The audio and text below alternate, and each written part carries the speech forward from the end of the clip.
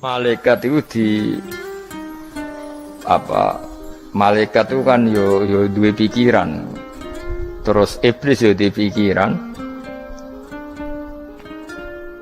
Sing padha-padha pikiran niku ya rontok bener iblis.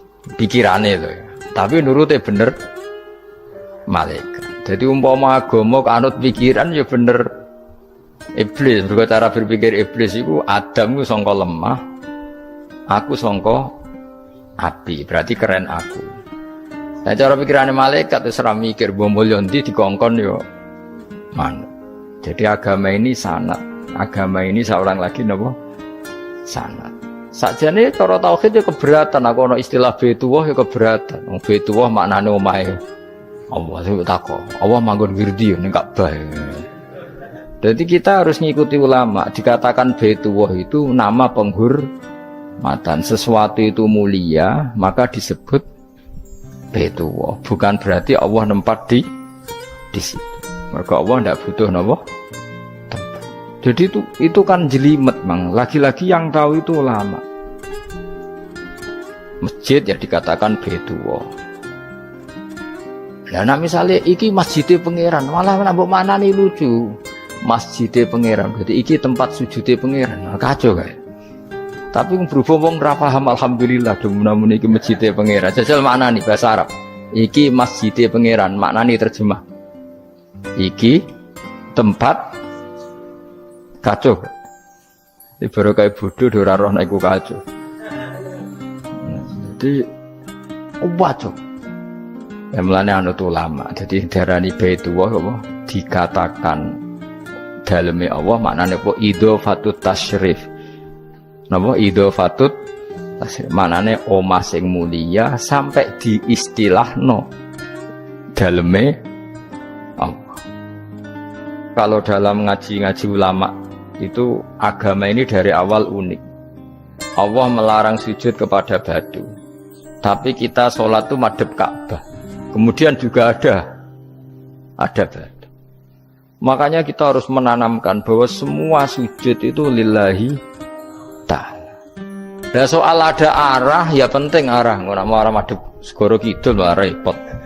Jadi arah itu mau dipakai kesepakatan untuk menunjukkan kalau kita muslim, arahnya sujud itu ke Ka'bah. Tapi tetap sujud kita hanya lillahi ta'alanya karena Yahudi. Ini Nabi nanti takut Yahudi, Muhammad nak langit bumi itu sebenarnya hancur pas kiamat. Terus manusia sing mati mulai ini Adam sementara tidak kok endi. Jadi nak takut ngono mirip so, mirip Yahudi. Nak mirip Sugair apa? Nak mirip Ngamure. Jadi agama ini selalu disoal pakai akal. Jadi agama tanpa akal ya iso berdiri, tapi kalau terlalu bawa akal itu ya repot. Ya makanya tadi itu pentingnya riwayat. Seorang lagi pentingnya apa? Riwayat. Makanya coro Imam Malik itu gak suka sama agama di logika itu gak suka. Karena nanti orang yang punya logika terus merasa lebih punya otoritas terhadap apa? Agama. Ya wis sesuai ngono agama iku angel oleh nerangno sampean agama iku. Sampeyan saiki tak bedheki. Nabi Adam diusir kondi. Swarga. Terus wargane Nabi Adam saiki didakoni. Mergo swarga iku luase sak langit bumi. Lah nek iku saiki didakoni ndi? Swarga lebih luas ketimbang langit. Kan enggak mungkin sesuatu yang luas diletakkan di yang sempit. Akhirnya Mu'tazilah gak percaya anane swarga zaman Nabi Adam. Jadi swarga sing cerita Adam itu tidak sama dengan surga yang nanti arduhas samawati wal ard. Jare ahli sunnah ya sono. Lah ning ndi wis ra roh pokoke ono. Ya itu kan sama-sama terus diterusno wong debat. Ya sudah guys. Nak cara aku wis mlebu sik kok gampang nerangno nek wis bar roh. Secara teori kan gitu, ora roh kok nerangno sak usih. Bro. Ya sudah, sampeyan bu swarga wae lagi apa? Lagi nerangno. Pas aku nerangno kowe ra ning swarga, ya ora ketemu. Wis kono enak nang cangkem elek ngono wis aku ben nerangno kowe ra ning kono. Ya wis akhire gak. Apa cocokan sampeyan? Aku tak nerangno swarga lah. Sing kono ben nerangno neraka. roe neraka. Agama itu unik. Ya karena tadi apa ya? Dari awal agama ini di kaum yakilun, tapi akal yang berlebihan itu ya mengganggu agama. Ya sudah, makanya saya ulang lagi itu riwayat ya. Sebagian ini apa? Riwayat. Inna hadzal ilma dinun fanzuru amman ta'khuduna dinakum. Agama ini ilmu. Kemudian kamu harus dari sanad yang benar, ya. Dari sanad yang apa? Dari sanad yang benar. Ya sudah seperti itu. Mana itu kula nu setuju model kayak salat sunat safar, tidak harus madhep kiblat terus.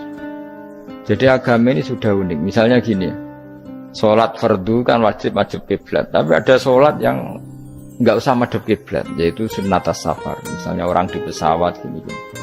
Karena ngiling-ngilingan, nah, hakikatnya kiblat itu tidak fokus kita. Fokus kita namun Allah Subhanahu wa taala. Jadi memang agama, tapi lagi-lagi itu butuh riwayat. Seorang lagi butuh riwayat. Kalau nggak pakai riwayat terus kok Abu Nawas kabeh. Karena tadi Amerika, seorang lagi Amerika, itu kalau dibor pas New York itu kena Ka'bah. Lah logikanya kalau arahnya pas itu kan bebas arah. Berarti orang Amerika oleh sholat bebas. Tidak bisa seperti itu, ya tetap anut konsensus ulama sana atau tradisi sana, kiblat itu ngambil arah mana, karena dia pas. Ya bumi yang ada arah itu secara akal kan hanya rubuk 1/4. Makanya kalau kamu belajar falak itu ada rubuk, lainnya itu sudah ada arah. Misalnya bumi bulat bola, yang sama atas dikatakan sama-sama di atas. Ya kadarnya hanya 1/4, lainnya itu sudah dikatakan samping. Makanya seperti Denmark itu ada daerah yang siang itu sampai 3 bulan, entah berapa siklus sekian puluh tahun. Ada yang lebih lama siangnya sampai 18 jam. Kalau di Eropa kadang puasa itu sampai 18 jam. Ada yang selalu gak kena matahari kayak kutub utara, kutub selatan. Nah makanya kalau misalnya sholat itu ngikuti apa? Kalau ngikuti matahari, orang kutub sholatnya hanya maghrib, isya, subuh. Gak wajib poso, orang tahu ono berino misalnya. Ya tidak bisa seperti itu. Jadi kalau nuruti logika kan terus berdebat terus. Tapi kalau nuruti rasa sebagai hamba. Orang kutub butuh sujud sama Allah, orang kutub butuh loyal sama Allah dengan memperlakukan puasa. Ya sudah, akhirnya kita harus puasa.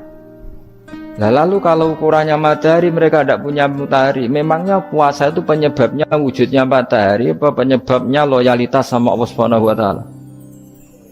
Loyalitas. Kalau penyebabnya matahari ya berarti kalau nggak ada matahari nggak usah apa?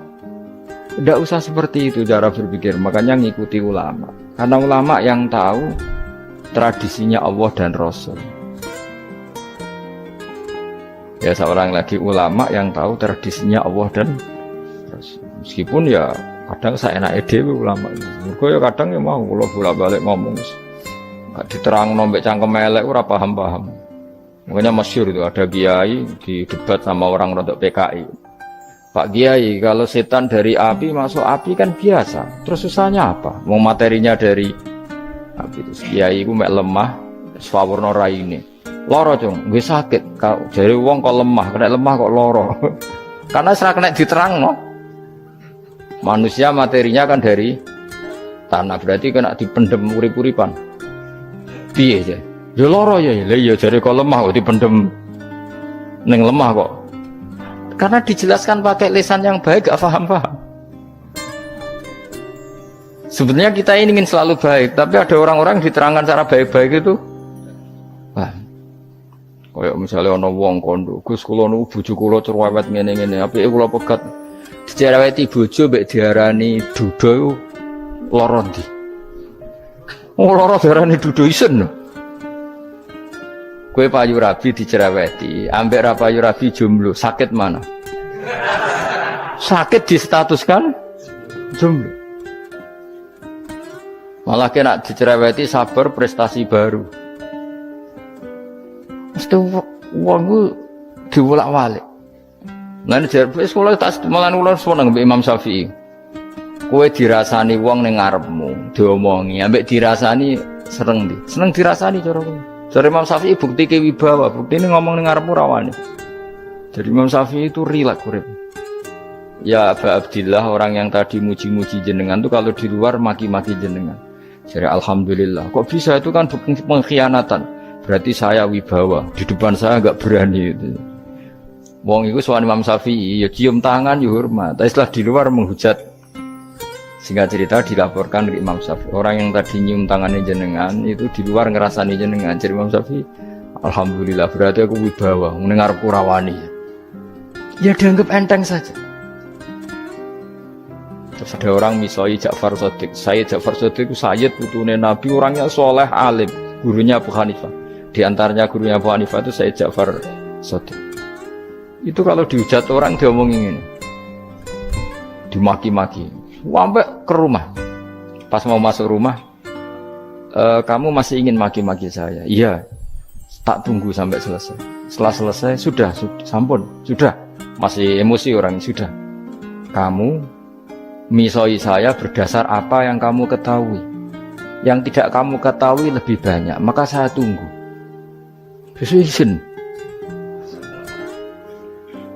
Izin sampai terus ketika ditanya, kenapa engkau sabar ketika jenengan saya pisui? Orang ini akhirnya tobat, mencium tangannya, mencium lututnya.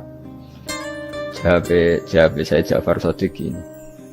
Aturahu tu'sokurhan, aturahu yu'sokurhan.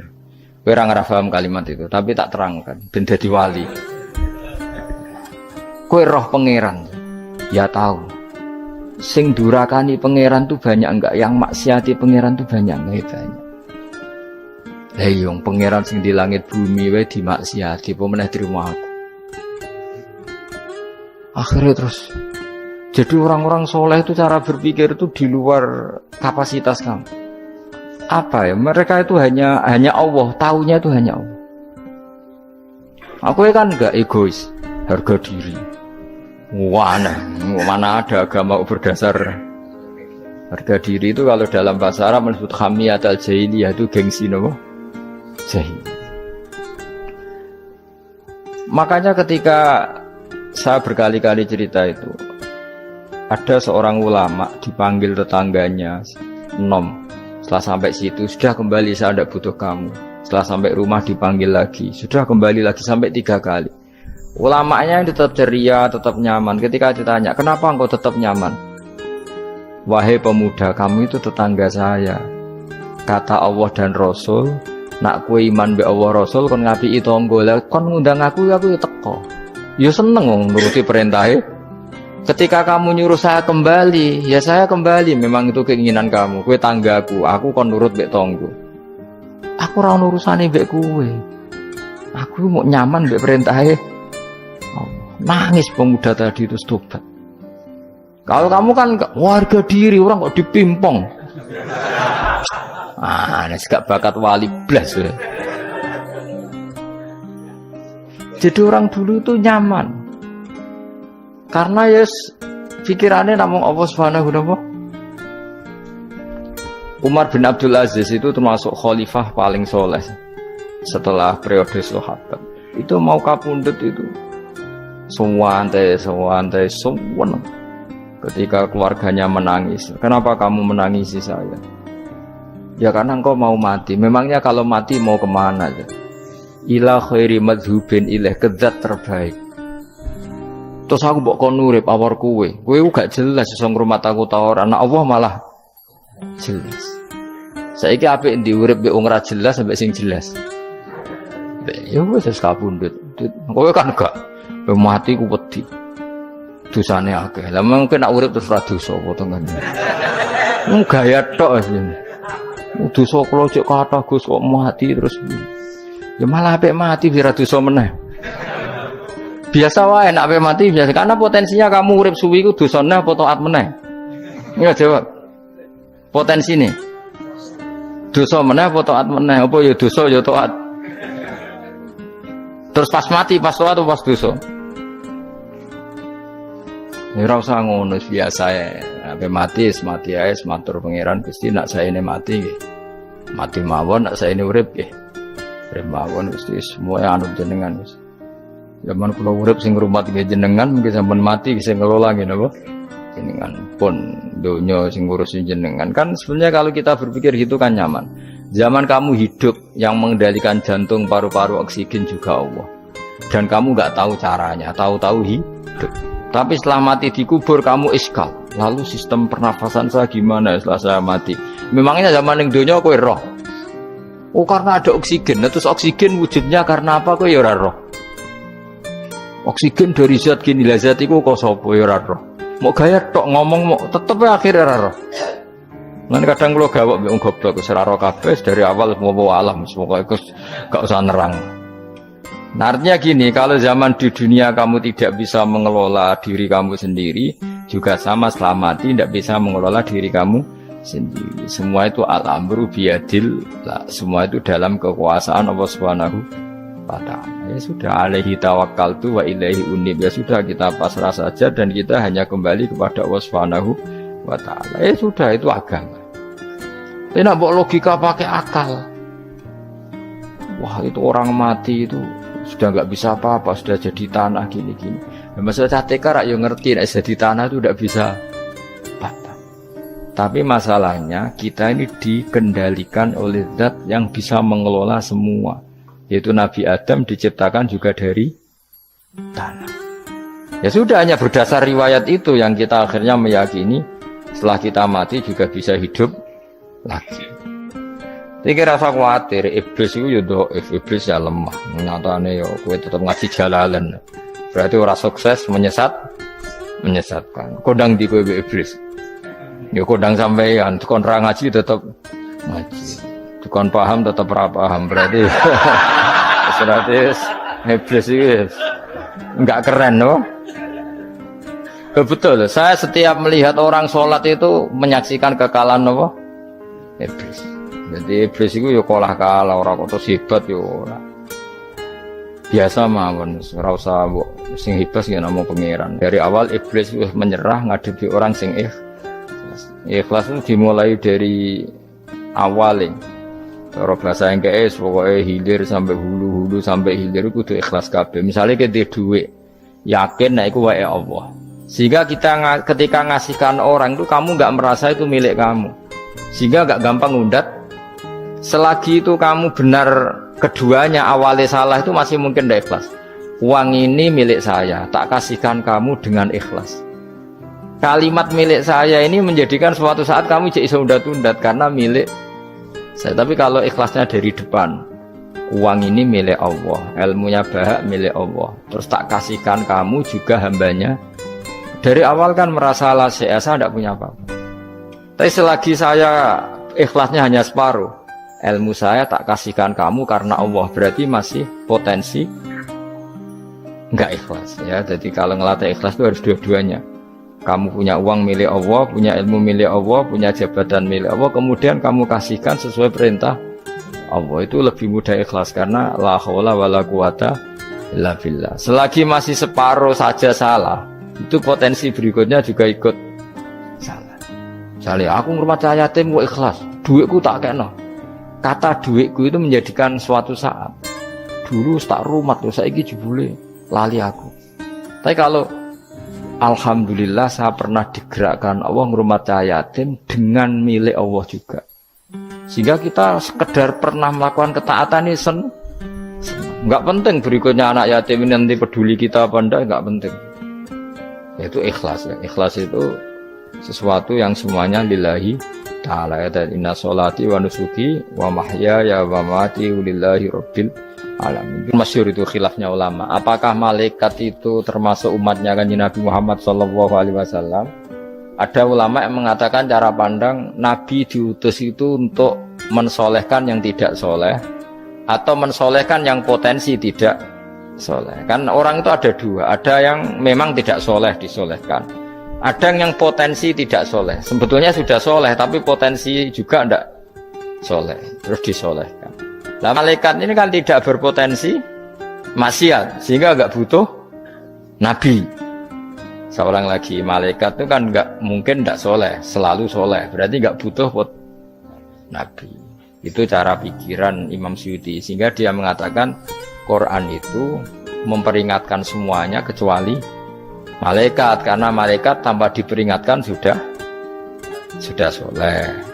Tapi kata ulama yang lain tidak seperti itu. Malaikat tetap senang sebagai umatnya Rasulullah Shallallahu Alaihi Wasallam karena butuh status tasyrif. Tasyrif itu keren.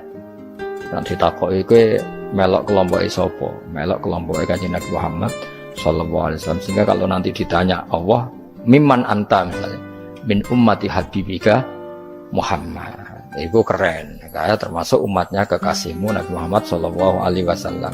Lalu kamu ngikuti apa? Yo min ahsani kitabik, maksudnya ngikuti kitab terbaikmu ya Allah. Sehingga mereka ikut umatnya Nabi bukan karena disolehkan, tapi karena tasrif, satu kehormatan. Itu yang diikuti ulama. Tradisi kita ahli sunnah ngikuti yang pendapat itu, ngikuti bahwa malaikat pun suka dikategorikan umatnya Kanjeng Nabi Muhammad Sallallahu Alaihi Wasallam karena nambahi tasrif. Nambahi apa? Tasrif. Masyhur itu Imam Suyuti dalam hal ini. Kita ngikuti ulama mayoritas, bukan ngikuti yang ini. Masyhur kan Jibril ditanya. Kan itu ketika Jibril ketemu Nabi Muhammad ditanya, untungnya apa kamu jadi safir? Safir itu kira-kira terjemahan bebasnya panitia saya. Jibril itu kan ya jauh dari langit turun bumi, dari langit itu kan jauh. Terus kamu untungnya apa? Karena Jibril itu tahu betul peristiwa yang pernah dilakukan Allah. Yaitu kayak apa malaikat yang di langit bisa diusir karena kesalahan tertentu. Malaikat yang sok suci kayak siapa itu Harut Marut juga dihinakan seperti itu. Dan Jibril tahu betul Allah itu yaf'alu ma yasha. Jadi yang sekarang malaikat bisa saja jadi pokoknya tahu betul Allah bisa melakukan apa saja. Karena Jibril tahu betul Allah, karena dia ketua malaikat. Kan kita tahu misalnya ada sejarah siapa? Harut Marut, dari malaikat menjadi hina seperti itu. Jibril akhirnya tanya, ya sudah, Jibril punya apa, terus ditanya Nabi, kamu untungnya apa setelah jadi safir saya, jadi panitia yang ngurusi wahyu. Terus kata malaikat Jibril, saya tidak pernah merasa aman. Apakah saya selalu dalam posisi ini? Posisi terhormat, kecuali setelah menjadi safir, menjadi pelayan kamu ketika aku distatuskan oleh Allah apa itu innahu laqaulu rasulin karim dzi quwwatin indadil arsy makin muta'in tamma amin. Terus ganti fa amin tu ba'du, baru setelah itu saya merasa aman bahwa posisi saya aman karena Quran itu abadi ila yaumil qiyamah ila mala mi'adalah, semuanya Quran itu abadi dan di Quran itu saya distatuskan muta'in sama amin. Berarti saya merasa aman, tidak akan dirubah kestatusan saya malaikat semenjak saya jadi safirmu. Intinya Jibril juga mendapat kehormatan karena ngitmai Quran. Paham ya? Makanya kita di sini mengatakan ini pendapat Imam Suyuti, tapi hampir semua ulama berpendapat apa? Malaikat pun ikut mendapat berkahnya Kanjeng Nabi Muhammad Shallallahu Alaihi Wasallam. Jenenge apa? Berkah tasrif, apa berkah apa? Tasrif. Jadi punya status kehormatan. Nah, yang dikatakan Imam Suyuti itu murni logika. Murni logika tadi. Yang namanya Quran itu memberi peringatan supaya enggak soleh menjadi soleh, dan malaikat tidak butuh itu karena sudah selalu soleh ya. Jadi itu logika saja, tapi kita berkeyakinan malaikat pun butuh, tapi untuk kehormatan.